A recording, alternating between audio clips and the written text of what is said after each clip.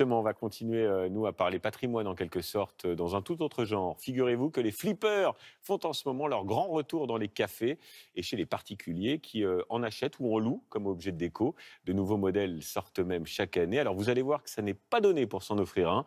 Ce qui est rassurant quand même dans tout ça, c'est qu'à l'heure des jeux vidéo et des smartphones, le bon vieux flipper fait de la résistance, comme nous l'explique Florence Bouquilla avec Bruno Giraudon. Il était l'âme des cafés de France dans les années 70. Le flipper, quasi disparu depuis 40 ans, remplacé par les jeux vidéo, semble retrouver vie.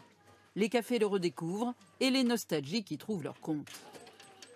On retrouve l'âme des enfants, en fait, des adolescents que nous avons été. Depuis qu'il a rouvert après le confinement, ce cafetier du Val d'Oise a voulu rythmer l'ambiance, créer du lien. Il a investi dans 2 flippers. Les plus jeunes, des fois, ils discutent avec les plus anciens par rapport au jeu.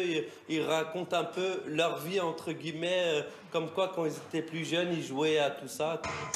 Et dans cette brasserie parisienne, les amateurs forment une nouvelle clientèle. On a plus maintenant les grands enfants, voilà, qui viennent après le travail à 19h30, qui viennent perpétuer cette belle tradition du flipper. Des fois, ici, on vient le soir, plutôt le samedi soir. On est une petite dizaine et puis on s'amuse, on prend chacun nos verres et puis en même temps, on joue. Né dans les années 30 de la Grande Dépression américaine et de son lot de chômeurs qu'il fallait occuper, le flipper est d'abord un jeu bon marché. Dans les années 60, les parties s'enchaînent. Il y a les nerveuses et les frénétiques, les sportifs de la pièce de monnaie. Les rêveurs, ceux qui ne recherchent pas la compétition, mais l'abrutissement et le néant. Puis le flipper se fait plus flashy, pin-up et rock'n'roll. Et les stars de l'époque s'en emparent. Les filles, c'est un flipper qu'on se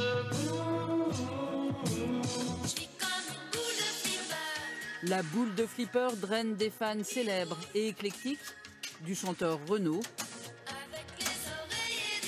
au président de la République, Georges Pompidou. Pour les passionnés, un flipper neuf coûte en moyenne 8 000 €. Mais les modèles anciens, moins chers, sont aussi très recherchés. Ça, aujourd'hui, on les remet dans les cafés parce qu'on s'est rendu compte que ça fonctionne aussi bien, voire mieux que certains flippers neufs. Aujourd'hui, les flippers neufs sont plus destinés aux particuliers qui jouent chez eux. 150 modèles attendent ici leurs futurs propriétaires. Mais le flipper peut aussi se louer. Celui-ci paraît égayer une soirée d'anniversaire pour 300 €.